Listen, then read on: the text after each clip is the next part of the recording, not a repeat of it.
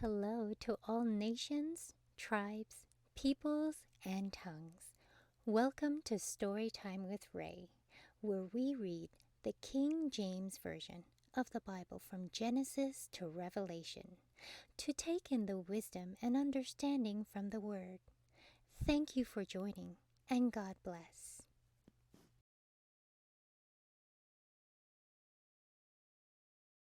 1 Samuel chapter 26. And the Ziphites came unto Saul to Gibeah, saying, Doth not David hide himself in the hill of Hachilah, which is before Jeshimon?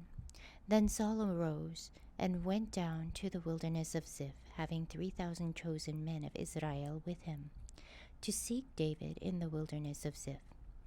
And Saul pitched in the hill of Hachilah, which is before Jeshimon by the way. But David abode in the wilderness, and he saw that Saul came after him into the wilderness. David therefore sent out spies, and understood that Saul was come in very deed. And David arose and came to the place where Saul had pitched. And David beheld the place where Saul lay, and Abner the son of Ner, the captain of his hosts. And Saul lay in the trench, and the people pitched round about him. Then answered David and said to Ahimelech the Hittite, and to Abishai the son of Zeruiah, brother to Joab, saying, Who will go down with me to Saul to the camp? And Abishai said, I will go down with thee.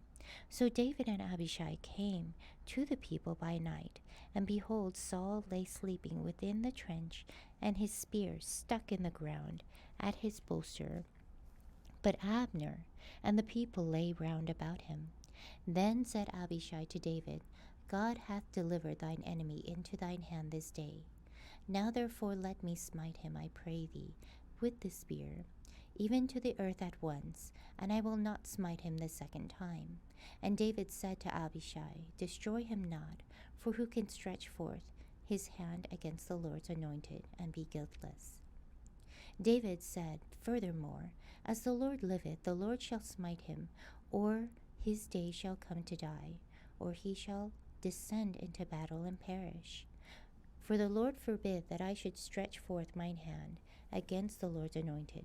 But I pray thee, take thou now the spear that is at his bolster, and the cruse of water, and let us go. So David took the spear and the cruse of water from Saul's bolster, and they got him away, and no man saw it, nor knew it, neither awaked. For they were all asleep, because a deep sleep from the Lord was fallen upon them. Then David went over to the other side, and stood on the top of an hill, afar off, a great space being between them. And David cried to the people, and to Abner the son of Ner, saying, Answerest thou not, Abner? Then Abner answered and said, Who art thou that criest to the king? And David said to Abner, Art not thou a valiant man? And who is like to thee in Israel? Wherefore then hast thou not kept thy lord the king? For there came one of the people in to destroy the king thy lord. This thing is not good that thou hast done. As the Lord liveth, ye are worthy to die, because ye have not kept your master, the Lord's anointed. And now see where the king's spear is, and the cruse of water that was at his bolster. And Saul knew David's voice, and said, Is this thy voice, my son David? And David said, It is my voice, my lord, O king. And he said, Wherefore doth my lord thus pursue after his servant? For what have I done? Or what evil is in mine hand? Now therefore I pray thee, let my lord the king hear the words of his servant. If the Lord have stirred up thee against me, let him accept an offering. But if they be the children of men, cursed be they before the Lord, for they have driven me out this day from abiding in the inheritance of the Lord, saying, Go serve other gods. Now therefore let not my blood fall to the earth before the face of the Lord, for the king of Israel is come out to seek a flea, as when one doth hunt a partridge in the mountains. Then said Saul, I have sinned. Return, my son David, for I will no more do thee harm, because my soul was precious in thine eyes this day. Behold, I have played the fool, and have erred exceedingly. And David answered and said, Behold the king's spear, and let one of the young men come over and fetch it. The Lord render to every man his righteousness and his faithfulness, for the Lord deliver thee into mine hand today. But I would not stretch forth mine hand against the Lord's anointed.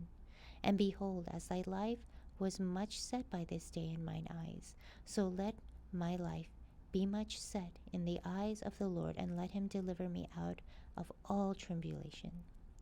Then Saul said to David, Blessed be thou, my son David. Thou shalt both do great things, and also shall still prevail. So David went on his way, and Saul returned to his place. Thank you so much for joining and listening to this beautiful chapter. I highly recommend it as a personal read. Please join me on the next chapter as we dive in deeper into the Word. If you do love the Word as much as I do, express so by liking, sharing the Word with your loved ones, and even subscribing. And may the Lord bless you each and every day.